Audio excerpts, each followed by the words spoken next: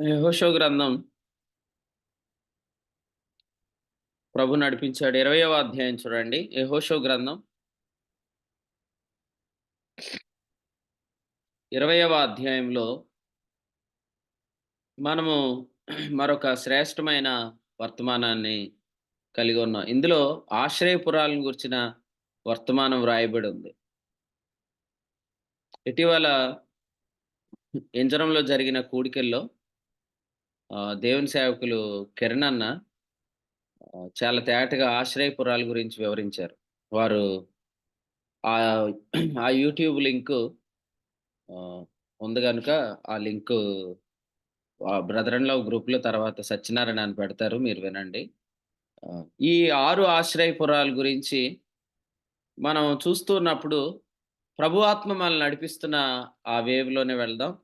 కారణం ఏందంటే జస్ట్ మనం యెహోషువ గ్రంథం 15 అధ్యాయంలో యోధా, తర్వాత యోసేపు గురించి ధ్యానం చేస్తూ, ఆ తర్వాత 7 వంతులుగా పడిన చీట్లలో నుంచి మొదటి చీటి మరి మనం ఆలోచన చేస్తూ అది బెన్యామీనుకు పడటం. ఆ తర్వాత ఆఖరిది రెండవది షిమియోనుకు పడటం. లాస్ట్‌ది దానుకు పడటం మనం చూస్తున్నప్పుడు, ప్రస్తుతం దేవుడిస్తున్న వర్తమానంలో ఇశ్రాయేలు యొక్క ప్రవచన సంగతులు వ్రాయబడ్డాయి అని మనం గమనిస్తున్నాం. కాబట్టి ఈ యెహోషువ గ్రంథం 20వ అధ్యాయాన్ని మనం అదే వేవ్‌లో ఆత్మ ద్వారా ముందుకు కొనసాగుదాం. ఈ ఈ ఆశ్రయపురము అనే కాన్సెప్ట్ ఏంటంటే, పొరబాటున ఎవరైనా హత్య చేస్తే ప్రతి హత్య జరగకుండా, అంటే హత్య చేసిన వాడిని మరి చంపకుండా ఆ వ్యక్తి బ్రతకడానికి పారిపోగల ఆహ్, పురముల్లో ఒక పురముల్లో ఒక పురములో అతడు భద్రపరచబడేటట్లుగా ఆశ్రయపురాలను ఏర్పాటు చేశారు. మొత్తం 6 ఆశ్రయపురాలున్నాయి. యోర్దాను దాటిన తర్వాత, అంటే యోర్దాను ఇవతల 3, యోర్దానుకు అవతల అంటే తూర్పు దిక్కున అక్కడ కూడా ఒక 3 ఉన్నాయి అనేది మనం ఇక్కడ చూస్తా ఉన్నాం. చూడండి 7వ వచనంలో, గలిలయలోని కెదెషు, ఎఫ్రాయిముల మన్యమందలి షెకెము, యోధా వంశస్థుల మన్యమందలి హెబ్రోను. ఈ 3 తూర్పు దిక్కున యోర్దాను అవతల యెరికోనొద్ద మరొక 3 ఉన్నాయి. రూబేనీయుల గోత్రంలో బేసెరు, గాదీయుల గోత్రంలో రామోతు, మనష్షీల గోత్రంలోంచి గోలానును నియమించిరి. ఈ ఆశ్రయపురాలు పొరబాటున హత్య చేసిన వాడు చనిపోకుండా ఆ వ్యక్తి బ్రతకనిచ్చేటట్లుగా ఇవి ఏర్పాటు చేయబడ్డాయి. సో, ఈ ఆశ్రయపురాలు అనే కాన్సెప్ట్‌లో పొరబాటున హత్య చేసిన వాడు బ్రతకాలి అనేది దేవుని యొక్క ఉద్దేశమై ఉన్నది. అందుకనే ప్రభువైన యేసుక్రీస్తు ఇశ్రాయేలీయులను ఆయన బ్రతకనివ్వటం కోసం ఆయన ఈ వచనాలలో ప్రవచనార్థాన్ని, అంటే ఇశ్రాయేలును గూర్చిన వాక్య భాగాన్ని ఆయన వ్రాసి ఉంచాడు. అపోస్తల కార్యాల గ్రంథం 3 అధ్యాయం 15 వచనం చాలు.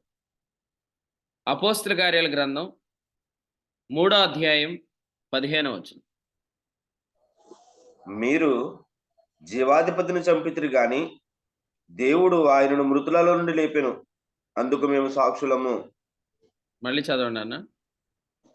మీరు జీవాధిపతిని చంపితిరి కానీ దేవుడు ఆయనను మృతులలో నుండి లేపెను, అందుకు మేము సాక్షులము.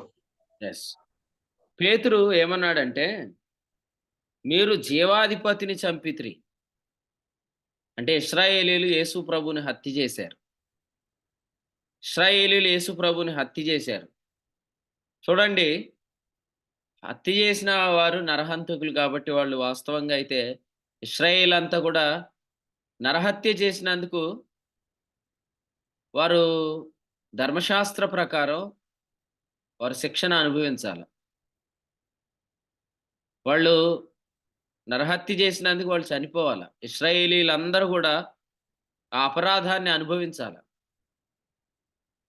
అయితే ఆనాడు మోషే ఇశ్రాయేలీయులందరూ విగ్రహారాధన చేసినప్పుడు నిర్గమకాండం 32 అధ్యాయంలో వారి మధ్య బంగారు దూడను వారు ఉంచుకున్నప్పుడు మోషే వారి మధ్యలోనికి రాతి పలకలు తీసుకొని రాకుండా విగ్రహారాధన వల్ల వారి మీద దేవుని యొక్క ఉగ్రత పడి వాళ్ళందరూ నాశనం కాకుండా ఆ పలకలను ఆ కొండ చివర ఎలా పగలగొట్టాడో ఆనాడు విగ్రహారాధన, ఈనాడు యేసు ప్రభువుని చంపిన నరహత్య. సో, నరహత్య అనే దోషాన్ని బట్టి కూడా ఇశ్రాయేలీయులు ఏమన్నారంటే ఆ రక్తం మా మీదను, మా పిల్లల మీదను ఉండునుగాక అన్నారు. అంటే వాళ్ళంతట వాళ్ళే ఒప్పుకున్నారు. పిలాతయితే యోహాను సువార్త 19వ అధ్యాయంలో మనం చూస్తున్నప్పుడు పిలాతు ఆయన గూర్చి మాట్లాడుతూ అన్నాడు, ఈయన యందు నాకు ఏ నేరం కనబడట్లేదు అన్నాడు 4వ వచనంలో. ఈయన యందు నాకు ఏ నేరము కనబడట్లేదు అని చెప్పాడు. పిలాతు తన యొక్క చేతులను గూడా కడుక్కున్నాడు. కానీ ఇశ్రాయేలీయులు మాత్రం ఆ హత్య మా మీద ఉండును గాక అన్నారు వాళ్ళు. మీరు చూడండి యేసు ప్రభు ఏమన్నారు? లూకా సువార్త 23వ అధ్యాయం వచనం 34. లూకా సువార్త 23వ అధ్యాయం 34వ వచనం. యేసు, తండ్రి, వీరేమి చేయుచున్నారో వీరు ఎరుగురు గనుక వీరిని క్షమించమని చెప్పెను. వారు ఆయన వస్త్రములను పంచుకున్నట్టుగా చీట్లు వేసిరి. ఇక్కడ చూడండి, వాళ్ళు చంపారు అనే మాట ఇక్కడ వ్రాయబడింది. వాస్తవంగా పేతురు అన్నాడు, మీరు జీవాధిపతిని చంపితిరి అన్నాడు. అపోస్తల కార్యాల గ్రంథంలో కూడా ఏముంటదంటే, యేసుక్రీస్తు ప్రభు యొక్క హత్యను వారు ఈ పట్టణం మీద మోపుతున్నారని అక్కడున్న వారందరూ మాట్లాడుతూ వచ్చారు. యేసుక్రీస్తు ప్రభు యొక్క హత్యను యెరూషలేం పట్టణం మీద, ఇశ్రాయేలు మీద మోపుతూ వచ్చారని అక్కడున్నవారు అంటున్నారు. కానీ యేసు ప్రభు సిలువలో ఏమన్నారంటే, తండ్రి వీరేమి చేయుచున్నారో వీరు ఎరగరు అన్నారు. ఒకసారి ఆలోచన చేయండి. ఈ మాట మనం ఏమనుకుంటామంటే, యేసు ప్రభు యొక్క జాలి, యేసు ప్రభు యొక్క కనికరం, యేసు ప్రభు యొక్క క్షమాగుణం అనుకుంటాం. కానీ వాస్తవంగా ఇందులో ఆశ్రయపురం కాన్సెప్ట్ ఉంది. అదేమంటే, వీళ్ళు హత్య చేశారు, వీరి జీవాధిపతిని చంపారు. కానీ దీనిని ప్రభు ఎలా మార్చాడంటే, పొరపాటున హత్యగా మార్చాడు. అంటే పొరపాటున హత్య అనుకోండి, అప్పుడు వీళ్ళందరూ ఇశ్రాయేలీలందరూ కూడా నాశనం కాకుండా ప్రభువు వారిని ఆశ్రయపురంలో కాపాడినట్లు మనం చూస్తున్నాం. ఎవరైనా ఆన్సర్ చెప్పండి. ఆశ్రయపురంలో ఉన్నవాడు ఎంతకాలం ఉండాలి? ఆశ్రయపురం ఉండేవాడు ఎంతకాలం ఉండాలి? యాజకుడు చనిపోయే వరకు. ఎస్. చూడండి, మనం చదువుకున్న యెహోషువ గ్రంథం 20లోనే ఉంది. వచనం 6. అతడు తీర్పు నొందుటకై సమాజమును ఎదుట నిలుచు వరకును, తరువాత ఆ దినములో నున్న యాజకుడు మరణం నొందు వరకును ఆ పురములోనే నివసింపవలెను.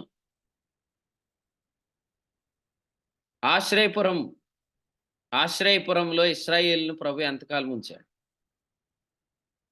ఇది క్వశ్చన్. యేసు ప్రభుని వారు చంపారు, జీవాధిపతిని వారు చంపారు, యేసు ప్రభుని వారు హత్య చేశారు. అయితే ప్రభు అయిన యేసుక్రీస్తు వారిని తప్పించాడు. ఎలా తప్పించాడంటే, ప్రభువా తండ్రి వీరేం చేస్తున్నారు వీరు ఎరగరు అన్నాడు. అంటే వీళ్ళు పొరపాటున చంపారు అన్నాడు. నేను మిమ్మల్ని అడుగుతున్నాను, వాళ్ళు పొరపాటున చంపారా? తెలిసే చంపారా? కొన్నిసార్లు మన పెద్ద పిల్లలు కూడా తప్పు చేస్తే అంటారు, వాడికి ఏం తెలియదండి అంటారు. అదేనంటారా అది కూడా? అపోస్తల కార్యాల గ్రంథం 5వ అధ్యాయం చూడండి. అపోస్తల కార్యాల గ్రంథం 5వ అధ్యాయం వచనం 28 చదువుదాం.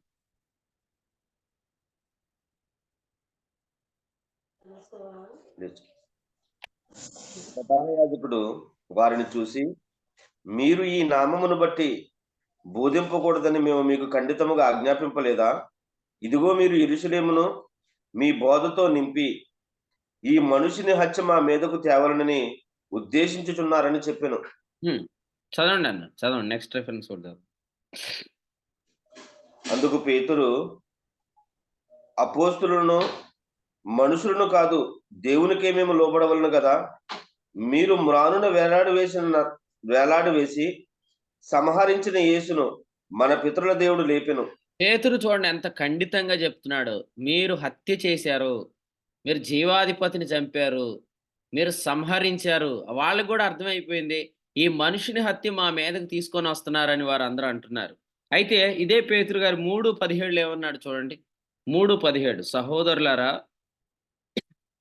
మీరును మీ అధికారులను తెలియక చేసితిరని నాకు తెలియను అన్నాడు. తెలియక చేసితిరి. సో వాళ్ళకి అసలు ఏం తెలియలేదు. వాళ్ళకి ఏం తెలియలేదంటే దేవత్వం యొక్క సర్వ పరిపూర్ణత ఆయన యందే నివసిస్తుందన్న సంగతి వాళ్ళకి తెలియలేదు. అందుకనే వాళ్ళు యేసు ప్రభువుని అప్పగించటానికి వాళ్ళు పెట్టుకున్న ప్రధానమైన కారణం ఏంటంటే, మనం చూస్తా యోహాను 18:32లో, యోహాను సువార్త 18:32లో వ్రాయబడింది. 18వ అధ్యాయంలో వారు పిలాతు చేతికి ఆయన్ని అప్పగించి మరణశిక్ష విధించడానికి మాకు అధికారం లేదని ఒప్పుకున్నారు. వాళ్ళు ఎందుకు అప్పగించారంటే 19వ అధ్యాయం 7లో వ్రాయబడింది. యేసుక్రీస్తు తాను దేవుడని చెప్పుకుంటున్నాడు కాబట్టి. యేసుక్రీస్తు తాను దేవుని కుమారుడని చెప్పుకుంటున్నాడు కాబట్టి. దేవదూషణ చేస్తున్నాడు అని వారు ఉద్దేశం అన్నమాట. యోహాను సువార్త 10వ అధ్యాయం 33లో కూడా మనం చూస్తే, అందరూ వాక్యం తెరిచి చూస్తున్నారా? నన్ను చూస్తున్నారా?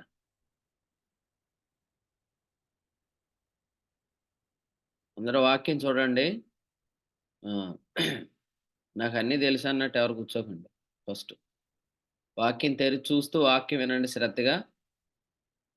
మీకు వాక్యం చెప్తుంది బర్నబాస్ కాదు. ఫస్ట్ తెలుసుకోండి. సరే కూర్చొని వాక్యం తెరిచి వాక్యం వినండి. యోహాను సువార్త 10:33లో వ్రాయబడిన మాట ఎలా ఉంది అంటే, నీవు మనుషుడవై ఉండి దేవుడునని చెప్పుకొనుచున్నావు, నువ్వు దేవదూషణ చేస్తున్నావు అని వారు అంటున్నారు. యోహాను 5:18లో కూడా యేసుక్రీస్తు తాను దేవుని కుమారుని అని చెప్పుకుంటున్నాడంటే, దేవునితో తను సమానుడు అని చెప్పుకుంటున్నాడని వాళ్ళు ఆయనను చంపాలని అనుకుంటున్నారు. కాబట్టి ప్రియులారా, యేసుక్రీస్తు ప్రభువు మీద వారు చేస్తున్న ప్రధానమైన ఆరోపణ ఏంటంటే, ఈయన తాను దేవుడనని చెప్పుకుంటున్నాడు అని. నేను మిమ్మల్ని అడుగుతున్నాను, యేసుక్రీస్తు దేవుడేనని, యేసుక్రీస్తు ప్రభు యొక్క దైవత్వాన్ని గూర్చిన సంగతులు వారి మధ్య ప్రత్యక్షం అవ్వలేదంటారా? యేసుక్రీస్తు దేవుడేనని, యేసుక్రీస్తు యొక్క దైవత్వాన్ని గూర్చిన సూచక క్రియలు గాని, సంగతులు గాని వారి మధ్య ప్రత్యక్షం కాలేదంటారా? అయినాయండి. అయింది. యోహాను సువార్త 20వ అధ్యాయం 31లో రాయబడింది, యేసు దేవుని కుమారుడైన క్రీస్తు అని మీరు నమ్మునట్లును, నమ్మి ఆయన నామందు జీవం పొందినట్లును ఈ సంగతులు వ్రాయబడ్డాయి అన్నాడు. ఆ సంగతులే సూచక్రియలు.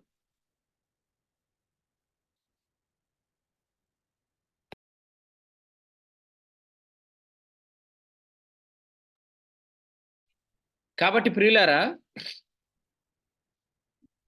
ఎంత స్పష్టంగా వారి మధ్య సూచక్రియలు జరుగుతున్నా వారు యేసు ప్రభువుని హత్య చేశారు. అయితే పేతురు కూడా అన్నాడు, మీరు తెలియక హత్య చేశారు అని. వాళ్ళకి ఏం తెలియలేదు. ఒక నిరపరాధిని చంపుతున్నామన్న ఆ విషయం తెలియలేదా? అయితే దీని గురించి మనం ఆలోచన చేస్తున్నప్పుడు లూకాసు వార్త 23వ అధ్యాయంలో మన ప్రభు అయిన యేసుక్రీస్తు వారిని ఆశ్రయపురంలోకి గెంటేశాడు అనమాట. ఆశ్రయపురంలోనికి వారిని నెట్టేశాడు. ఆశ్రయపురము అంటే అర్థం ఏందంటే, పొరపాటున హత్య చేసిన వాడు బ్రతికొండాలి, నిలిచుండాలి, అతడు చచ్చిపోకూడదని. ప్రభు యొక్క ఉద్దేశం ఏందంటే, ఇశ్రాయేలు యొక్క శేషం రక్షించబడాలి, ఇశ్రాయేలీలు పూర్తిగా నిర్మూలన చేయబడకూడదు. ఆనాడు మోషే ఇశ్రాయేలుని ఎందుకు కాపాడాడు?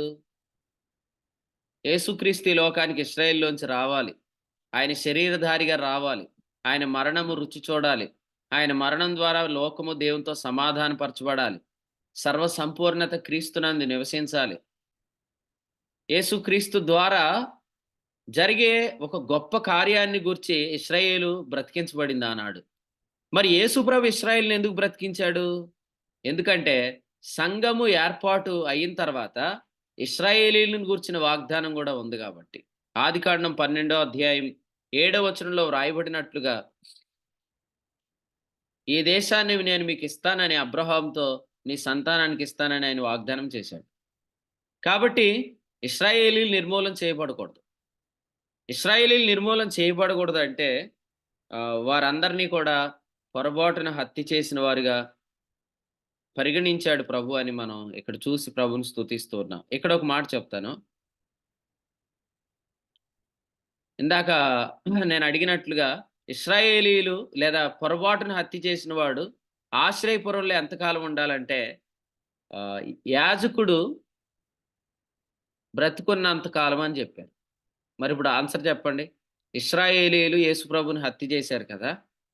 వారు పొరపాటున హత్య చేశారని ప్రభువు చెప్పాడు, పేతురు చెప్పాడు కదా!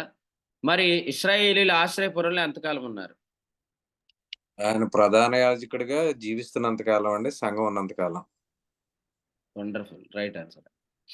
చూడండి, సంఘ యుగం అంతా ఇశ్రాయేలు కాపాడబడుతుంది. మన కాపుదలకు ఇశ్రాయేలు కాపుదలకు వ్యత్యాసం చెప్తాను. మన కాపుదలేమో పేతురు 1:5 విశ్వాసము ద్వారా దేవుని శక్తి చేత మనం కాపాడబడుతున్నాం. అంటే మనకు పరలోకములో స్వాస్థ్యం ఉన్నది కాబట్టి మనం భద్రపరచబడుతున్నాం.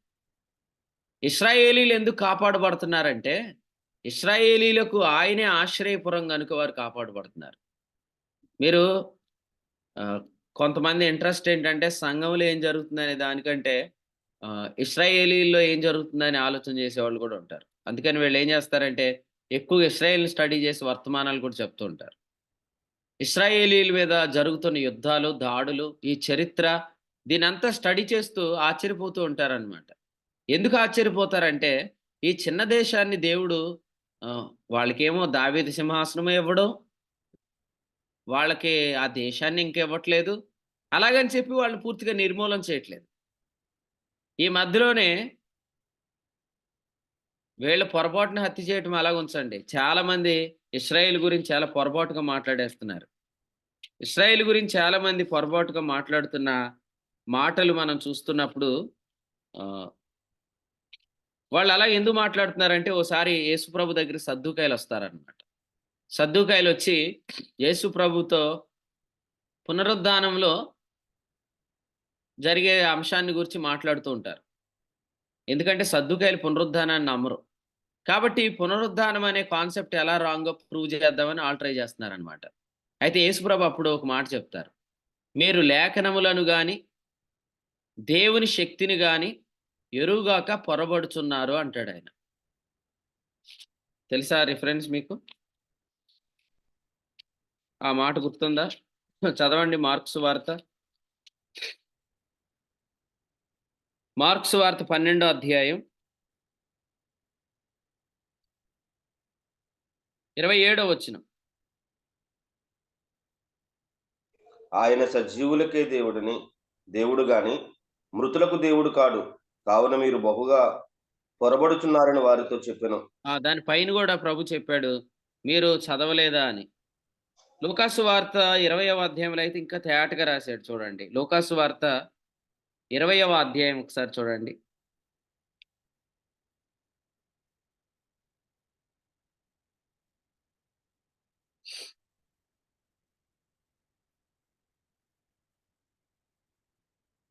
ఇరవై 27 నుండి ఇదే సందర్భం రాయబడింది అనమాట.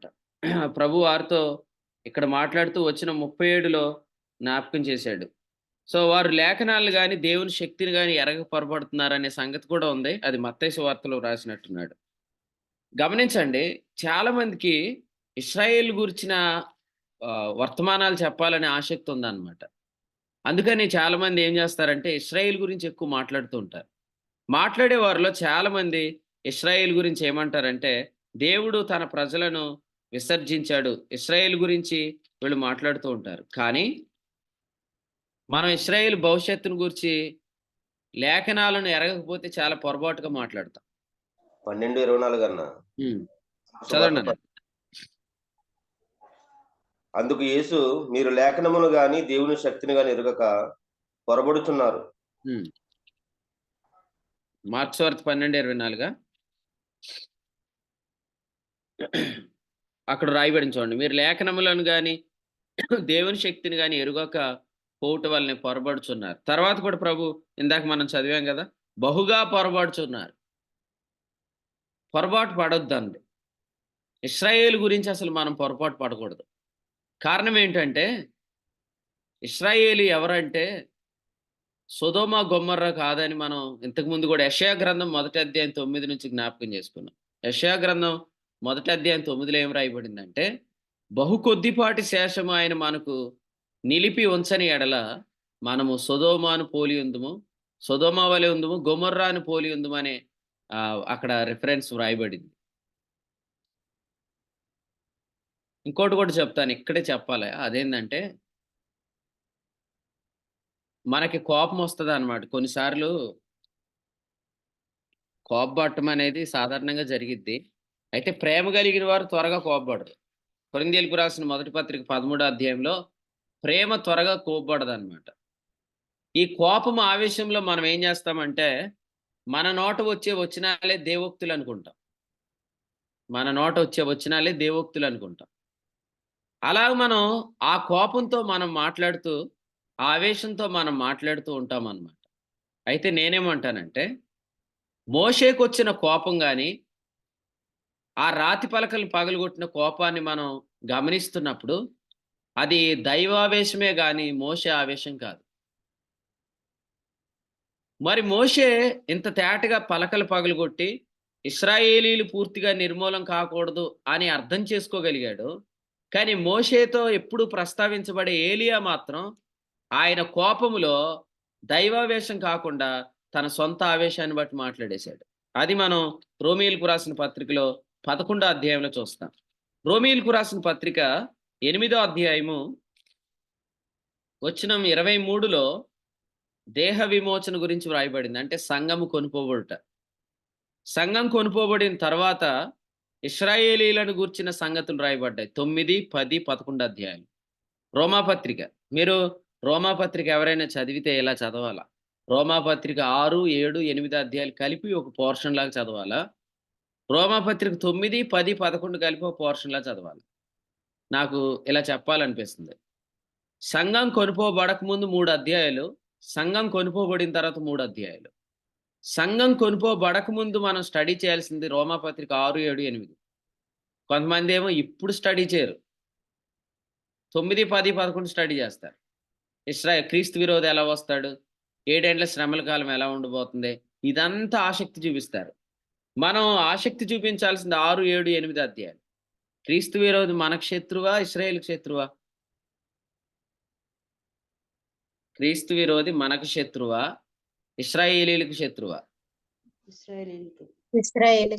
ఇశ్రాయేలుకి శత్రువు. మన శత్రువు ఎవరు? మన పాప శరీరమే. అందుకనే 6వ వచనం ప్రకారం పాప శరీరం నిరర్థకమైతే చాలు. యాంటీ క్రైస్ట్ గురించి ఎన్ని మర్మాలు తెలిసినా శరీరం జయించలేం. మనకు తెలియాల్సింది ధర్మ విరోధి కాదు, ధర్మ విరోధ సంబంధమైన మర్మం ఎప్పటికే క్రియ చేయుచున్నది. మనకు తెలియాల్సిన ధర్మ విరోధి గురించి కాదు, ధర్మ విరోధ సంబంధమైన మర్మం గురించి తెలియచేయాలి. మనకు తెలియాలన్నమాట. రోమాపత్రిక 11వ అధ్యాయం చూడండి. 11వ అధ్యాయం మొదటి వచనం. అలాగైన ఎడల నేను అడుగునదేమనగా, దేవుడు తన ప్రజలను విసర్జించిన అట్లన రాదు, నేను కూడా ఇశ్రాయేలీయుడను, అబ్రహాము సంతానం అందలి బెన్యామిన్ గోత్రం అని పుట్టినవాడు. నేను ప్రశ్న అడుగుతున్నా, ఇంతకీ దేవుని ప్రజలు అంటే ఎవరు ఇక్కడ?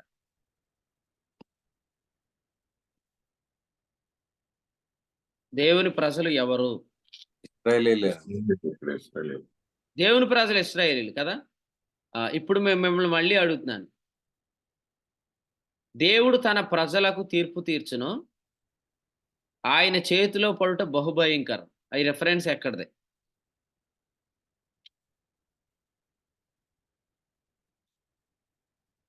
హెబ్రీ పత్రిక 10వ అధ్యాయంలో ఉంటుంది. అది సందర్భం ఏంటి చెప్పండి ఎవరైనా. దేవుడు తన ప్రజలకు తీర్పు తీర్చును. బుద్ధిపూర్వకంగా పాపం. ఎస్.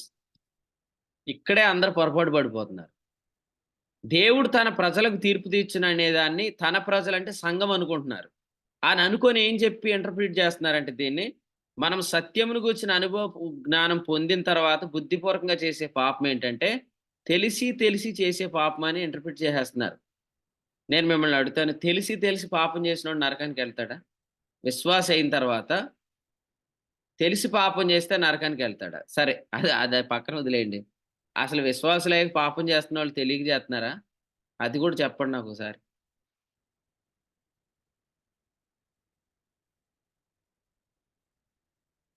సైలెంట్ అయిపోతారేంటో.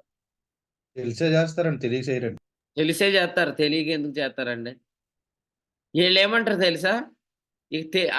ఈ మాట కానీ వాళ్ళకి మనస్సాక్షి లోపల నుంచి గద్దించేసా, నువ్వు తెలిసి చేయలేదా తప్పు అని వచ్చింది అనుకోండి, అప్పుడు ఏమంటారంటే తెలిసి అంటారంటే 3 సార్లు తెలియాలేంటి? అంటే వీళ్ళు ఆ వచనాన్ని వీళ్ళు ఎట్లా ఇంటర్ప్రిట్ చేయాలో దాన్ని అట్లా టర్న్ చేసేస్తారనమాట. హెబ్రీలకు రాసిన పత్రిక అంటే ముఖ్యంగా యూదులను ఉద్దేశించి రాసిన పత్రిక. అందుకనే చాలా మంది ఈ గ్రంథకర్త పౌలు కాదని అభిప్రాయపడ్డారు. ఎందుకంటే పౌలు అన్యజనులకు అపోస్తులుడు కాబట్టి. కానీ నేనేం చెప్తానంటే ఈ గ్రంథకర్త ఖచ్చితంగా పౌలు గారే. పౌలు గారు ఇప్పుడు రోమా 8, 9, 10 అన్యజనులను ఉద్దేశించి రాసినప్పుడు 6, 7, 8 మరి అదే పౌలు గారికి దేవుడు 9, 10, 11 వర్తమానం ఇచ్చాడు కదా. ఎందుకంటే అన్యజనులకు అపోస్తులుడుగా ఉన్నాడు కానీ ఆయన ప్రార్థన, ఆయన వేదన, ఆయన కన్నీరంత ఇశ్రాయేలు గురించి. అందుకని దేవుడు వారిని గురించి కూడా ఆదరణకరమైన సందేశం పౌలుకి ఇచ్చాడు. అలాగే రోమా పత్రిక రాసిన పౌలు గారే హెబ్రీలకు రాసిన పత్రిక కూడా రాశాడు. ఇందులో ఎటువంటి డౌట్ లేదు. నేను ఇప్పుడు ఒక విషయం చెప్తాను. సత్యమును గూర్చిన అనుభవ జ్ఞానం పొందిన తర్వాత బుద్ధిపూర్వకంగా పాపం చేయటం అంటే ఏంటంటే అక్కడే చెప్పేశాడు. అక్కడేం చెప్పాడు 29లో, దేవుని కుమారుని పాదములతో త్రొక్కి తాను పరిశుద్ధపరచబడుటకు సాధనమైన నిబంధన రక్తాన్ని అపవిత్రమైనది గెలిచి. అంటే ఇతడు పరిశుద్ధుడు అవ్వలేదు. ఇంకా ఈ వచనం ప్రకారం ఇతడు పరిశుద్ధుడు అంటారా? ఇంకా పరిశుద్ధుడు అవ్వలేదా?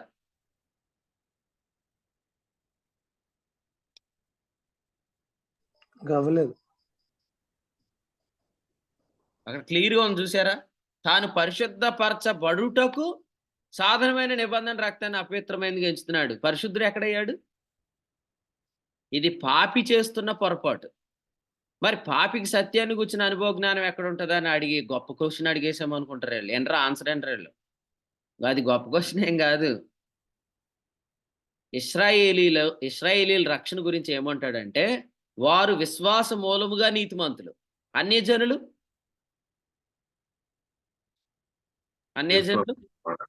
విశ్వాసము ద్వారా అంటాడు. మీరు అది చదవండి. రోమీలకు రాసిన పత్రిక 3వ అధ్యాయము వచనం 30లో విశ్వాస మూలం అంటాడు, విశ్వాసము ద్వారా అంటాడు. ఎందుకంటాడంటే అంటే ఇద్దరూ రక్షించబడేది విశ్వాసం వల్లనే. కానీ మూలం అని ఎందుకు అన్నాడంటే వారి దగ్గర సత్యాన్ని కూర్చున్న అనుభవ జ్ఞానం ఉంది. ఆయన దూతల కంటే శ్రేష్ఠుడు అని చెప్పాడు. ఆయన ప్రవక్తల కంటే శ్రేష్ఠుడు. ఇప్పుడు అన్యజనుల మధ్యలోకి వచ్చి దూతల కంటే శ్రేష్ఠుడు అంటే వీళ్ళకి ఏమైనా అర్థమైద్దా? ఎందుకంటే దూతల ద్వారా పలకబడిన వాక్యం ఇశ్రాయేలీలకు ఇచ్చారు కానీ అన్యజనులకు ఇవ్వలా. ప్రవక్తల గురించి అసలు అన్యజనులకు తెలియదు. మోషే కంటే శ్రేష్ఠుడు అని వర్ణించాడు. అహరోను కంటే శ్రేష్ఠుడు అని వర్ణించాడు. అబ్రహాం గురించి చెప్పాడు. అబ్రహాము, ఇస్సాకు, యాకోబులు ఎవరు పితరులు? అన్యజనులకు పితరులు ఉన్నారా? పితరులు వీరివారు. పితరులు మనకు చెందిన వాళ్ళు కాదు. అబ్రహాం గురించి చెప్పాడు, మెల్కీసెదెకు గురించి చెప్పాడు, అహరోను గురించి చెప్పాడు, ప్రత్యక్ష గుడారం గురించి చెప్పాడు, బలుల గురించి చెప్పాడు. దీన్ని ఏమంటారంటే సత్యమును గూర్చిన అనుభవ జ్ఞానం అంటారు. ఈ జ్ఞానం చెప్పి ఈ జ్ఞానములో నుంచి యేసుప్రభు ఎవరో వారికి చెప్పి సువార్తను చెప్తున్నా కూడా వాళ్ళు నమ్మలేకపోతున్నారు. కానీ అన్యజనులకు ఈ జ్ఞానం ఏది లేదు. కానీ వీరు వెదకలేదు ప్రభువుని, కానీ ఆయన వారికి దొరికాడు.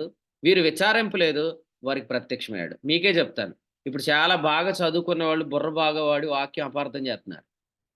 ఏం చదువు లేని చాలా మందికి సంగతులు అర్థమైపోయినాయి. కాదంటారా? అవునంటారా? పరిశుద్ధాత్ముడు ఎప్పుడు అనుగ్రహించబడ్డాడో కృష్ణ గారు చెప్తారు. ఆయన పెద్ద చదువు లేదు, ఇంకా చాలా మంది ఇక్కడ చదువులేదు సరిగ్గా. బాగా చదువుకున్నాం అన్నవాళ్ళు బుర్ర బాగా వాడేసి దేవుని యొక్క సంగతులను అపార్థం చేసేస్తున్నారు విద్యా విహీనులుగా. పేతురు రాసిన 2 పత్రిక 3:16 ప్రకారం. నేను మళ్ళీ చెప్తున్నాను, జాగ్రత్తగానండి. ఎవరు తప్పుగా దీన్ని మాట్లాడొద్దు. సత్యమును గూర్చిన అనుభవ జ్ఞానం పొందింది ఎవరిక్కడ? యూదులా? అన్యులా? యూదులు యూదులు. యూదులు మళ్ళీ చెప్తున్నాను, సత్యమును గూర్చిన అనుభవ జ్ఞానం అని ఇక్కడ ఉంది కాబట్టి రిఫరెన్స్ బైబిల్‌లోకి వెళ్తే ఇదే సత్యాన్ని గూర్చిన అనుభవ జ్ఞానం దగ్గర అంకి వేసి నెక్స్ట్ రిఫరెన్స్ ఎక్కడ ఉంటది? తిమోతికి రాసిన పత్రికలో ఉంటది. ఆయన మనుషులందరూ రక్షణ పొంది సత్యమును గూర్చిన అనుభవ జ్ఞానం పొందవలెనని అని ఉంటది. కాబట్టి ఈ రిఫరెన్స్, ఆ రిఫరెన్స్ జోడించి వాక్యం చెప్పేయకూడదు. రిఫరెన్స్ బైబిల్‌ని ఫాలో అవ్వొద్దు దయచేసి. ఓకే. మీరు ఒక పదం మీద ప్రసంగం చేసే అలవాటు మానేయండి ఫస్ట్. క్షమాపణ అని చెప్పాలనుకోండి, అప్పుడు మీరు మత్తయి సువార్తలో క్షమాపణ, పత్రికలో క్షమాపణ ఒకటేనా? కానీ రిఫరెన్స్ బైబిల్‌లో క్షమాపణ అంటే అన్ని చోట్ల క్షమాపణ ఉంటది. అలాగే జరుగుతుంది పొరపాటు. ఈ చర్చ్‌లో ఏం చెప్పారంటే గాడిద గురించి చెప్పాడన్నాడంట. ఆ గాడిద ఏ గాడిదంటే నేను చెప్పా గదా! అబ్షాలోమును అప్పగించిన గాడిద అబ్షాలోమును వదిలి యేసుప్రభు దగ్గరికొచ్చిందని చెప్పాడంట. అలాగా గాడిద ఎంతకాలం బతికుంటదారా అని అడిగాడంట బయటోడు. అలాగా ఇప్పుడు గూడా గాడిద అనేది చూసుకుంటారు. క్రింద మొత్తం రిఫరెన్స్ బైబిల్ గాడిదలు ఎక్కడున్నాయి అన్నీ దొరికేత్తాయి. ఎప్పుడైతే తెలుగు బైబిల్ యాప్‌లోకెళ్ళి సెర్చ్ కొడితే ఈ పదం ఎక్కడుందో అయన్నీ దొరుకుతాయి. ఆటిల మీద ప్రసంగాలు ప్రిపేర్ అవ్వకండి. ప్రసంగాలు చెప్పాల్సిన అవసరం లేదు. మన వాక్యం నేర్చుకుందాం. అవసరమైనప్పుడు ప్రభువే మనలోంచి ఫ్లో అవుతాడనమాట సంఘాలకు. ఈ సందర్భంలో హెబ్రీ పత్రిక 10:30లో రాశాడు. చదవండి ఇప్పుడు. హెబ్రీ పత్రిక 10:30.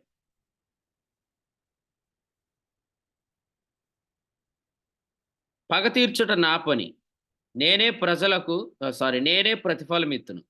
ప్రభువు తన ప్రజలకు తీర్పు తీర్చును. ఇదనమాట. ఓకే. ఇప్పుడు కొంతమంది సత్యాన్ని గూర్చిన అనుభవ జ్ఞానం గురించి క్వెషన్ అడుగుతారు మిమ్మల్ని. మీరు చాలా బాగా డీల్ చేత్తారనమాట. ఎందుకు డీల్ చేత్తారు? ఎందుకంటే ఇంతకుముందు చాలా సార్లు చెప్పాం కాబట్టి 29లోకెళ్ళిపోయి ఈ పాపమేంటో చూసారు గదా! ఇది సువార్తను నమ్మకపోవుట అనే పాపం. ఇశ్రాయేలీయులు సువార్తను తిరస్కరిస్తున్నారు. అది వారి బుద్ధిపూర్వక పాపం అని జెప్తారు. వాళ్ళు అక్కడితో ఆగరు. కొంచెం కిందకొచ్చి మిమ్మల్ని ఎక్కడ లాగుతారు 30లోకి లాగి, ప్రభువు తన ప్రజలకు తీర్పు తీర్చునని ఉంది గదా! మరి ఆయన ప్రజలంటే ఎవరు? నమ్మనోళ్ళు ఆయన ప్రజలెలా అవుతారని ఈళ్ళు మొత్తం మెలికేసేత్తారనమాట. నమ్మినోళ్ళు ఆయన ప్రజలా? నమ్మనోళ్ళు ఆయన ప్రజలా? చెప్పండి. నమ్మిన వారు ఆయన ప్రజలా? నమ్మని వారు ఆయన ప్రజలా? ఇశ్రాయేల్ నమ్మలేదు. వాళ్ళు కూడా ఆయన ప్రజలే కదా! అది దేవునికి స్తోత్రం. అలా మన బుర్ర పనిచేయును గాక. నమ్మినోళ్ళు ఆయన ప్రజలు అనేసి నువ్వు వెంటనే చెప్పేయటం. నువ్వు వెంటనే చెప్పేసిన తర్వాత మరి నమ్మినోళ్ళు ఆయన ప్రజలైతే ఇక్కడ బుద్ధిపూర్వకంగా పాపం చేసింది ఎవరు? ఆయన ప్రజలే గదా! అని వీళ్ళు చెప్పేత్తారు.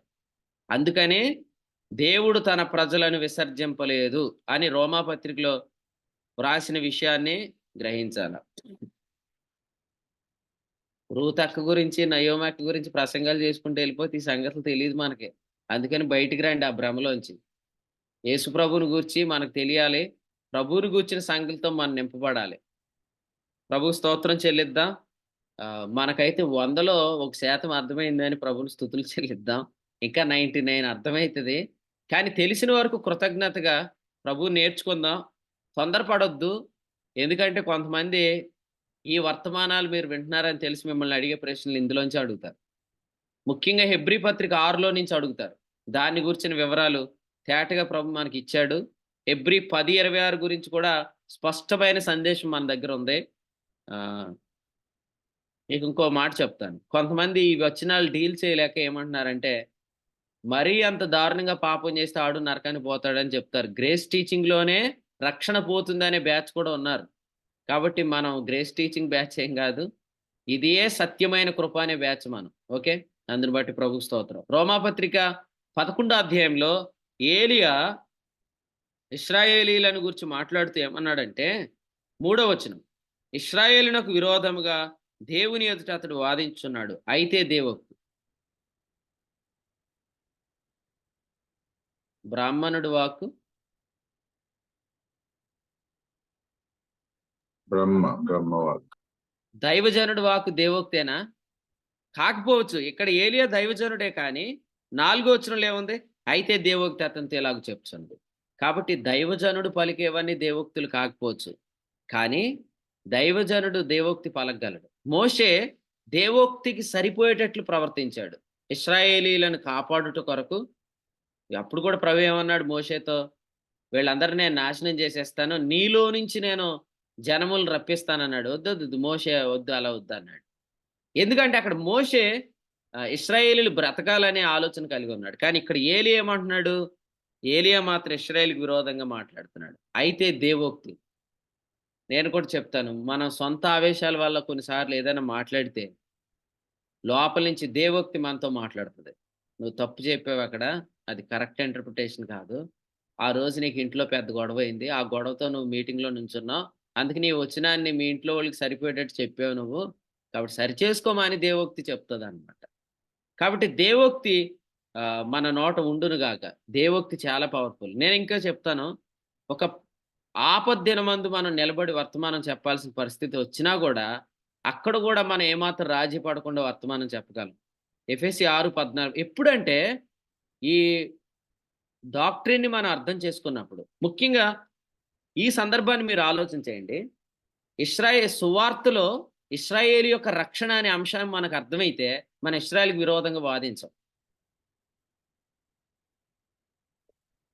అందుని బట్టి ప్రభుకు స్తోత్రం. నేను మళ్ళీ చెప్తున్నాను, అనుదినం వాక్యాలు చెప్పేవారు కూడా కంప్లీట్గా సువార్త అంటే ఏంటో తెలిస్తే అప్పుడు అనుదిన వాక్యం ఆరోగ్యకరంగా వెళ్తుంది. కంప్లీట్ గాస్పల్ మీద మనకు ఓవరాల్ వ్యూ లేనప్పుడు మనం చెప్పే ప్రజెంటేషన్స్ అనేవి కూడా రాంగ్గా ఉండొచ్చు. ప్రజెంట్ ఇంటర్ప్రిటేషన్స్ అనేవి కూడా రాంగ్గా ఉండొచ్చు.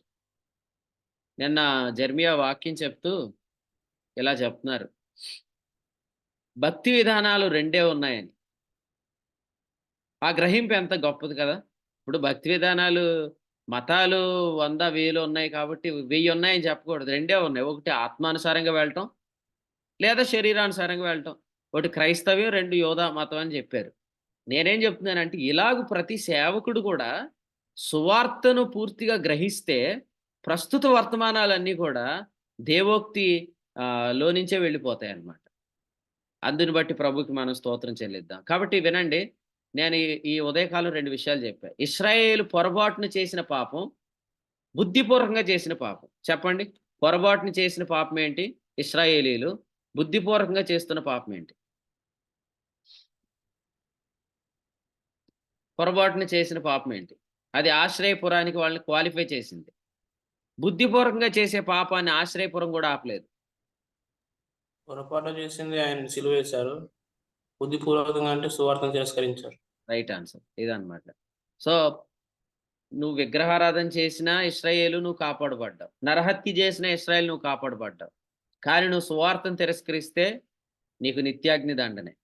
అది ఇదే ఆలోచన విధానము ప్రతి విశ్వాసకి అప్లై అవుతుంది అన్నమాట. సో ప్రతి విశ్వాసతో మనం మాట్లాడినప్పుడు మనము మన మాట వినట్లేదు కాబట్టి నువ్వు నరకానికి పోతావు అని చెప్పకూడదు.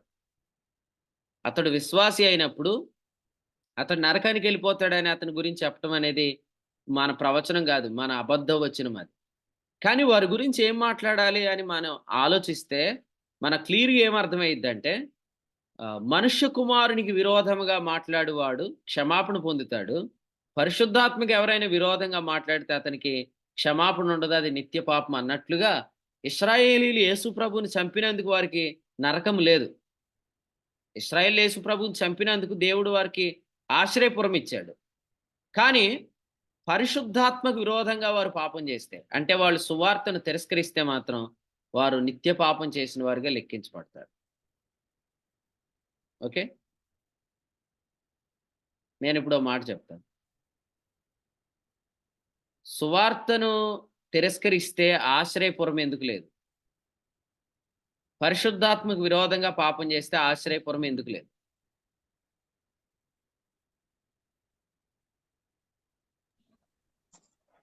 బుద్ధిపూర్వకంగా చేసిందండి. బుద్ధిపూర్వకంగా చేసిన పాపం కాబట్టి. అది పొరపాటును చేసిన పాపానికి ఆశ్రయపురం వర్తించింది. ఇంకో మాట కూడా చెప్తాను. ఇప్పుడు ఇందాక మీరు చెప్పారు కదా, అలాగే నేను ఇలా జ్ఞాపకం చేస్తాను. ఆశ్రయపురం ఎప్పటి వరకు ఉంటదంటే యాజకుడు బ్రతికినంత కాలం ఉంటది. మీరు చూడండి, ఇశ్రాయేలీలు ఈ బుద్ధిపూర్వకమైన పాపం ఎప్పుడు చేస్తారంటే ముఖ్యంగా శ్రమల కాలంలో చేస్తారు వాళ్ళు. ఎందుకంటే శ్రమల యుగంలో వాళ్ళకి రక్షణ సువార్త అంటే రాజ్య సువార్త వారికి ప్రకటించబడుతున్నప్పుడు వాళ్ళ సువార్తను అంగీకరించకపోవటం అనే డిసిషన్‌లోకి వస్తారు వాళ్ళు. ఆ అంగీకరించకపోవటం అనే డిసిషన్‌లోకి వచ్చినప్పుడు ఇంతకాలంగా కాపాడబడిన ఇశ్రాయేలు ఇప్పుడెందుకు కాపాడబడిందంటే ఇశ్రాయేలు శేషం రక్షించబడటానికి. కానీ శ్రమల యుగంలో కూడా ఇశ్రాయేలు కాపాడబడింది. ఆశ్రయపురం ద్వారా కాదు. పేతురు 1:5 ద్వారా. ఇప్పుడు మనం పేతురు 1:5ని ఎలా అనుభవిస్తున్నామో ఇశ్రాయేలీలు కూడా శ్రమల యుగంలో పేతురు 1:5ని అనుభవిస్తారు. ఇంకా చెప్పాలంటే ఇది డైరెక్ట్ ప్రొటెక్షన్ కాదు. ప్రస్తుతం ఇశ్రాయేలు డైరెక్ట్‌గా ప్రొటెక్ట్ చేయబడట్లే. సంఘము చేర్చబడుతున్న కాలంలో ఇశ్రాయేలు శేషం కొరకు వారిని దేవుడు భద్రపరిచాడు. ఆనాడు యెజెబెలు ప్రవక్తలను చంపేస్తుంటుండే ఓబద్య ఏం చేశాడు? దేవుని యొక్క ప్రవక్తలందరినీ దాచిపెట్టాడు. అలాగే ఈ రోజు ఏం చేస్తున్నాడు ప్రభు అంటే ఇశ్రాయేలు శేషం కొరకు ఇశ్రాయేలీయులను కాపాడుతున్నాడు. అందుకే కదా రోమాపత్రిక 11లో ఏమంటాడు? 5వ వచనం, అప్పటి కాలమందు సైతము కృప యొక్క ఏర్పాటు చొప్పున శేషం మిగిలి ఉన్నది అంటాడు. అప్పటి కాలం అంటే ఎప్పుడు కాలం?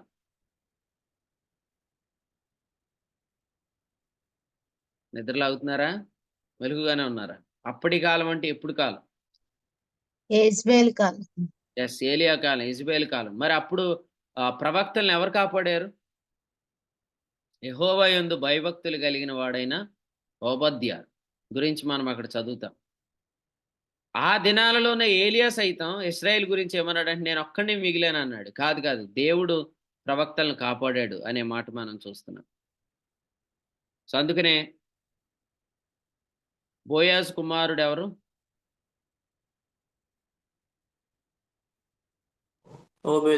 ఓబేదు కదా. ఓబేదు కుమారుడు యెషయి కుమారుడు దావీదు. మనము రూతు గ్రంథాన్ని మనం చదువుతున్నప్పుడు బోయాజు సందర్భంలో సంఘాన్ని గురించి స్టడీ చేస్తాం. అట్ ది సేమ్ టైం అదే సమయంలో మనం ఓబేదు గురించి కూడా స్టడీ చేస్తాం. ఓబేదు గురించి పెద్దగా ఏమి ఉండదు. కానీ మనకు అక్కడ ఏమర్థమవుతుందంటే దావీదు సింహాసనానికి ఇశ్రాయేలు యొక్క రాజరికానికి సంబంధించిన వచనాలు రూతు గ్రంథం ముగింపులో ఉంటాయి. మీరు చదవండి. రూతు గ్రంథం ముగింపు అధ్యాయం చదవండి. 4వ అధ్యాయం తీసి మీకు ఏమర్థమయ్యిద్దంటే అక్కడ మరల యోధా పెరేసును కన్నాడు, పెరేస్ ఎస్రోమును కన్నాడు, ఎస్రోము రామును కన్నాడు, రాము అమ్మినాదాబును కన్నాడు, అమ్మినాదాబు నయస్సోను కన్నాడు, నయస్సోను సల్మాను కన్నాడు, సల్మాను రాహాబునందు బోయాజును కన్నాడు, బోయాజు రూతునందు ఓబేదును కన్నాడు, ఓబేదు యెషయిని కన్నాడు, యెషయి దావీదును కన్నాడు అని రాసేది. అంటే సంఘకాలము, ఆ తర్వాత ఇశ్రాయేలు పరిపాలన 1000 ఏండ్ల రాజ్యం, సంఘయుగము, ఆ తర్వాత ఇశ్రాయేలు పట్ల దేవుని యొక్క నిరీక్షణ మనం చూస్తున్నప్పుడు ఈ మధ్యలో ఓబేదు కనపడుతున్నాడు. సో ఓబేదు లేదా ఒబేదేదోము అనే పదాలకు అర్థం దేవుని యొక్క సేవకుడు అని అర్థం. సో ఇందులో దేవుని యొక్క ప్రణాళిక ఏంటంటే ఆయన ఇశ్రాయేలీలను కాపాడుతూ ఉన్నాడు. ఆశ్రయపురం ఎంత స్ట్రాంగ్గా ఉంటుంది చెప్పండి? ఆశ్రయపురం ఎంత స్ట్రాంగ్ ఉంటుంది నేను చెప్తానండి. మొన్న మధ్యలో ఇశ్రాయేల్ మీద దాడి జరుగుతున్నప్పుడు శత్రువులు వాళ్ళ మీద దాడి చేస్తూ ఉన్నప్పుడు చాలామంది వాళ్ళ గురించి, వాళ్ళ టెక్నాలజీ గురించి స్టడీ చేశారు కదా, వాళ్ళు దేవుడు ఎలా ప్రొటెక్ట్ చేస్తున్నాడు. సో ఆశ్రయపురం అంటే ఏంటంటే పొరపాటున హత్య చేసిన వాడు ఆ ఆశ్రయపురంలో చావడన్నమాట. అలా దేవుడు వారిని కాపాడుతాడు.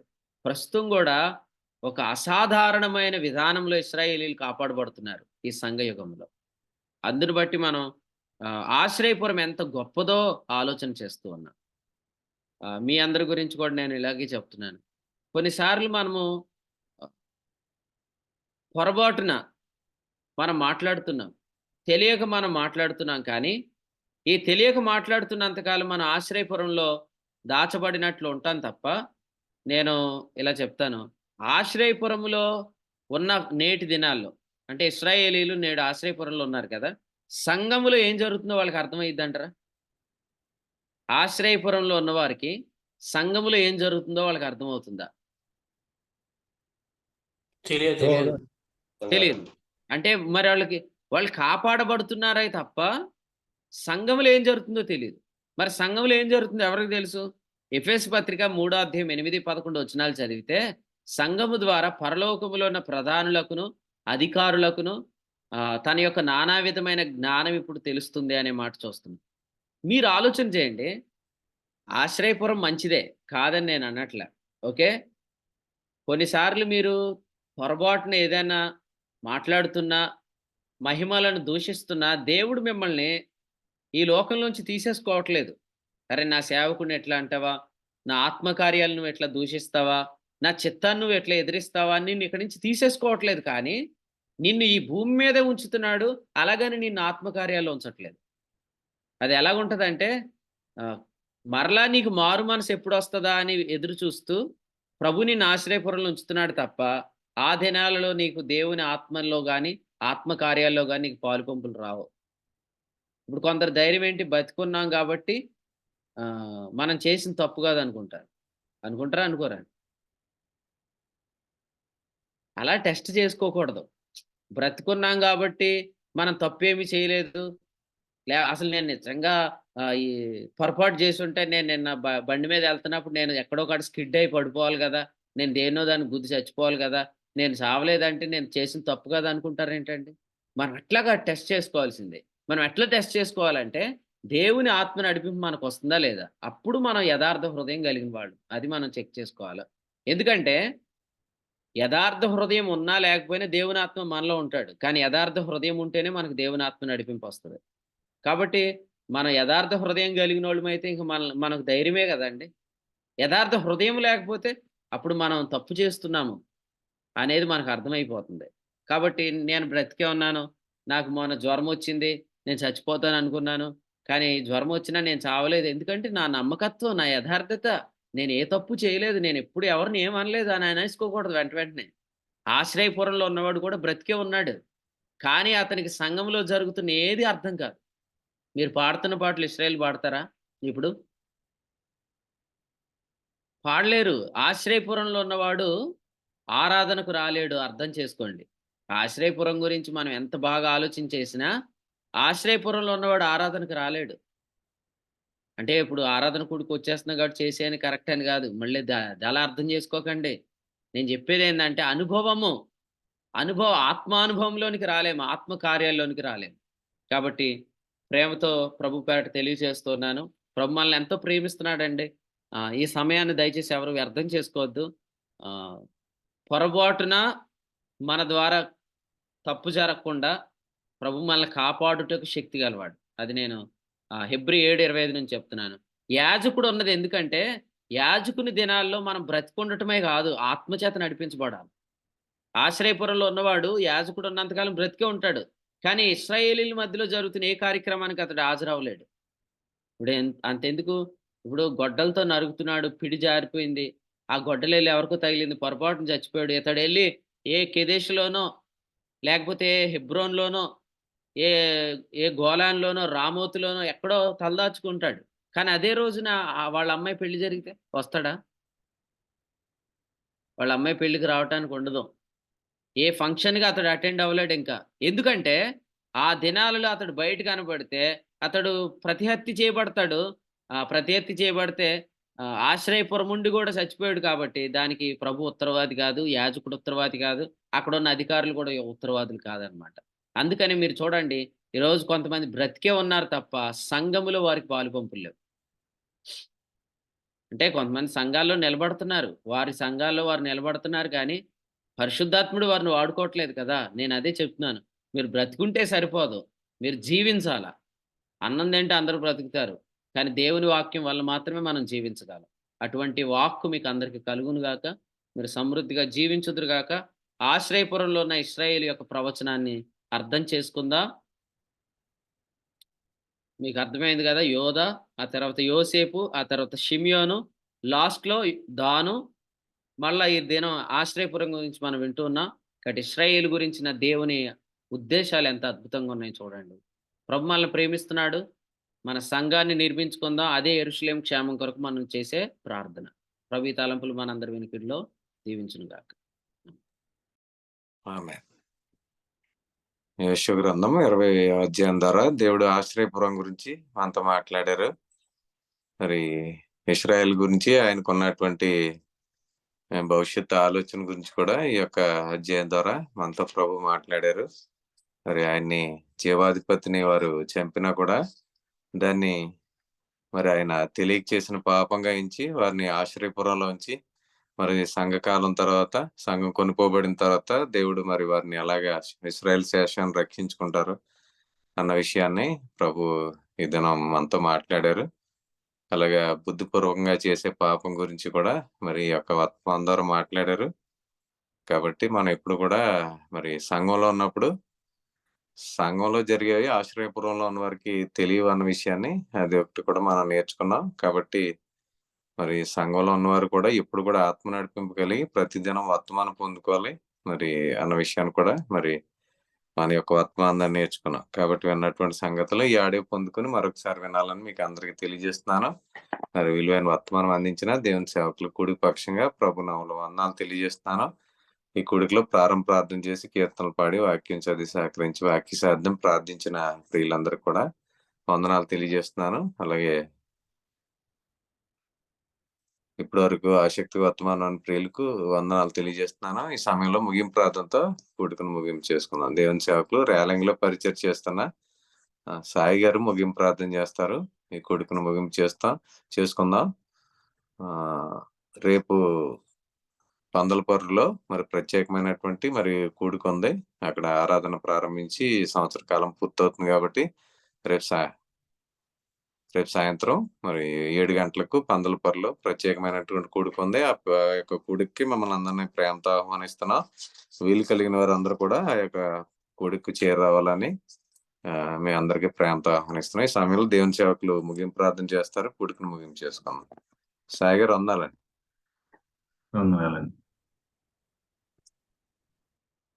క్రీస్తులో మిక్కులుగా ప్రేమించిన పరలోకపు తండ్రి, మీ జ్ఞానాన్ని బట్టి స్తోత్రాలు చెల్లించుకుంటూ నాయన మరొక దినమును మాకు మీరు దయగా అనుగ్రహించి మీరు అనుగ్రహించిన వర్తమానం బట్టి స్వాస్థ్యమును బట్టి స్తోత్రాలు చెల్లిస్తా ఉన్నాం. పరమ తండ్రి, మరి యెహోషువ 20 అధ్యాయం నుంచి ఆశ్రయపురం గూర్చిన స్పష్టమైన వర్తమానం అనుగ్రహించినందుకే స్తోత్రాలు. వర్తమాన వాక్యం ద్వారా మీరు మాతో మాట్లాడి మరొకసారి నాయన బుద్ధిపూర్వకమైన పాపమును గూర్చినటువంటి సంగతిని తేటగా తెలియజేసినందుకే స్తోత్రాలు. అది సంఘములో జరిగింది కాదని నాయన, మరి ఇశ్రాయేలీయుల విషయమై వారి సువార్తను తిరస్కరించినటువంటి ఆయన ఆ పాపమే బుద్ధిపూర్వకమైన పాపం అనేటువంటి విషయాన్ని తేటగా తెలియజేసినందుకే స్తోత్రాలు చెల్లించుకుంటూ ఆయన మరి ఇశ్రాయేలీయుల మీద కూడా ఆయన కరుణ నిలిచి ఉన్నది. ఆయన మీరు మీ ప్రజలను ఇశ్రాయేలీయులను తిరస్కరించలేదని నాయన, మరి ఆశ్రయపురంలో వారు నిలిచినట్లుగా నాయన మా ప్రభు వారిని ఆశ్రయపురంలో నేను భద్రపరిచినందుకే మీకు స్తోత్రాలు చెల్లించుకుంటూ ఉన్నాం. పరమ తండ్రి, వారు రక్షణ పొందాలన్న పౌలు యొక్క మరి నేను తీవ్రమైనటువంటి ఆశను బట్టి నాయన, మరి ఆయన అన్యజనులకు అపోస్తుడైనప్పటికీ తన ప్రజల విషయమైన ఆయన ఆవేదనను బట్టి ఆయన రోమాపత్రికలోని ఆయన 9, 10, 11 అధ్యాయాలు రాయబడినట్లుగా ఆయన మేము మాకు నేర్పించిన విధానం బట్టి స్తోత్రాలు. ప్రతి విషయంలో ఆయన మరి మీరు సత్యమైన వెలుగును ప్రసరింప చేస్తూ నాయన తేటైన వర్తమానాలతో మమ్మల్ని నింపుతూ ఆయన ఎక్కడ సంఘంలో ఉన్న వారు అపార్థం చేసుకుంటున్నారో నాయన మరి తెలియజేస్తున్నటువంటి లేఖనాలను బట్టి మిమ్మల్ని స్తుతిస్తూ ఉన్నాం. పరమ తండ్రి, సంఘం విషయమై ఇశ్రాయేలీయుల విషయమై వ్రాయబడినటువంటి సంగతులను నాయన విభజించి మాకు అనుగ్రహిస్తున్నందుకే స్తోత్రాలు చెల్లించుకుంటూ, నాయన సంఘమును నిర్లక్ష్యం చేయటం ద్వారా మేము జీవించలేనప్పుడు నా తండ్రి ఆయన మరి ఏ విధంగా మరి ఫలించలేకపోతున్నారు, ఏ విధంగా వెనకబడిపోతున్నారు నా తండ్రి. మరి వాక్యం విని ఆ స్వాస్థ్యాన్ని అనుభవిస్తున్నటువంటి వారి జీవితాలు మా ఎదురుగా సాక్ష్యాలుగా కనిపిస్తుంటుండగా పరమ తండ్రి మీరు బలపరుస్తున్న విధానం బట్టి స్తోత్రాలు. ఈ పరిచర్యను మీరు బలపరుస్తూ మీరు అనుగ్రహిస్తున్న వర్తమానాలను బట్టి స్తుతిస్తూ ఉన్నాం. ప్రతి ఒక్కరూ సువార్త సత్యమును ఆయన గ్రహించి తేటగా ప్రకటించుటకై మీరు అనుగ్రహించిన సేవకులను బట్టి స్తోత్రాలు. నాయన మా ప్రభు అయిన క్రీస్తును నేర్చుకోవటానికై మీరు ఇస్తున్న అవకాశాలను బట్టి స్తోత్రాలు. ప్రతి ఉదయంన వేకువజాముననే మా ప్రభుని గూర్చినటువంటి సంగతులను మీరు మాకు అనుగ్రహిస్తున్నందుకై స్తోత్రాలు చెల్లించుకుంటూ, నాయన గ్రహించినటువంటి సంగతులు ప్రకటించుటకై ఆయన మీరు మమ్మల్ని హెచ్చరిస్తూ సరిదిద్దుతూ ఆయన ముందుకు నడిపిస్తున్నందుకై స్తోత్రాలు. మీ ఆత్మచేత ప్రతి కార్యాన్ని మీరు జరిగిస్తున్నారు, నడిపిస్తున్నారు, కదిలిస్తున్నారు. స్తోత్రాలు చెల్లిస్తూ ఉన్నాం. గడిచిన 2 దినాల్లో నాయన మీరు జరిగించిన కార్యమును బట్టి స్తోత్రాలు చెల్లించుకుంటూ, భవిష్యత్తును గురించిన నిరీక్షణలో ఆయన నడిపిస్తున్నందుకై స్తోత్రాలు చెల్లించుకుంటూ, నాయన మరి 2024 కొరకు మమ్మల్ని మీరు సిద్ధపరుస్తున్న విధానం బట్టి స్తోత్రాలు. తణుకు విషయమై మీ కృపను మీరు అనుగ్రహిస్తున్నందుకై స్తోత్రాలు. అనేకులు మీరు రావటానికి మీరే సిద్ధపరుస్తున్నందుకై స్తోత్రాలు. ఆయన ప్రతిదీ కూడా విశ్రాంతిలో జరిగించడానికి మీ నడిపింపును అనుగ్రహిస్తున్నందుకై స్తోత్రాలు. ఇంకా అనేక మంది సువార్త సత్యమును గ్రహించుదురుగా కానీ ప్రార్థన చేస్తూ, పరమ తండ్రి ఏ విషయాల్లో సంఘంలో ఉన్న వారు అపార్థం చేసుకుని నాయన కలుపు చెరుపుతున్నారో, నాయన ఇశ్రాయేలీయుల విషయమై ఎవరు అభ్యంతరపడుతున్నారో నాయన వారందరిని బట్టి ప్రార్థన చేస్తూ, నాయన మరింత తేటగా నాయన సువార్త సత్యాన్ని ఆయన సాక్ష్యాలతో రుజువులతో నాయన దేవోక్తి చెబుతున్నటువంటి సంగతులను నాయన ప్రస్తుత కాలంలో నాయన మీరు తేటగా మీ సేవకునికి అనుగ్రహించి మాట్లాడుతున్నందుకు స్తోత్రాలు చెల్లించుకుంటారు. ఈ కుడికిలో నాయన పాలిభాగస్తులైన అందరిని బట్టి స్తుతిస్తూ, నిర్లక్ష్యం చేస్తున్న వారిని దయతో నాయన వారిని నడిపించమని, కృప చూపించమని, మా మధ్యన మీరు జరిగిస్తున్న ఆత్మకార్యాలను బట్టి కృతజ్ఞతాస్తుతులు చెల్లించుకుంటూ, చాలా మంచిన ప్రియులందరినీ పేరు పెట్టిన జ్ఞాపకం చేసుకోమని, రేపటి దినాన పందలబొరలో జరగబోయే నాయన కార్యముల విషయమై స్తుతిస్తూ, నాయన మేము అడుగు వాటికంటే ఊహించి వాటికంటే కూడా అత్యధికంగా మీరు చేసే శక్తిగల దేవుడని పందలపొర విషయంలో మీరు కృప చూపించారు. అక్కడ పరిచర్య గ్రామం అంతటికి నాయన పరిసర ప్రాంతాల్లో ఉన్నటువంటి గ్రామాలన్నిటికీ కూడా దీవునికరంగా చేయమని, నాయన మరి నిడదవోలు జరుగుతున్న పరిచర్యను బట్టి కూడా స్తుతిస్తూ, నాయన మేము మరిన్ని కార్యాలు చూసినట్లుగా కృప చూపించమని, జరిగించిన కార్యములన్నిటిని బట్టి స్తోత్రాలు చెల్లించుకుంటూ, అనుగ్రహించిన వర్తమానం బట్టి కృతజ్ఞతాస్తుతులు చెల్లించుకుంటూ, నాయన గ్రహించి ఫలించుటకై మీరు మరి మా పట్ల మరి అత్యధికమైన కృపను విస్తరింపు చేయమని యేసుక్రీస్తు నామమున స్తుతించి ప్రార్థించి వేడుకుంటున్నాం తండ్రి. ఆమేన్. ఆమేన్. ముగింపు ప్రార్థన చేసిన దేవుని సేవకులకు అలాగే కొడుకులోని ప్రియులందరికీ వందనాలండి. ఒకరికొకరు వందనాలు తెలియజేసుకున్న అనంతరం కొడుకు ముగించుకోండి. అందరికీ వందనాలండి. అందరికీ వందనాలు. అందరికీ వందనాలు. అందరికీ మన ప్రభు అయిన యేసుక్రీస్తు నామములో వందనాలండి. అందరికీ వందనాలండి. అందరికీ వందనాలు. అందరికి వందనాలండి. అందరికీ వందనాలండి. వాక్యాన్ని అందించిన సేవకులకు కూడా అందరికీ వందనాలు.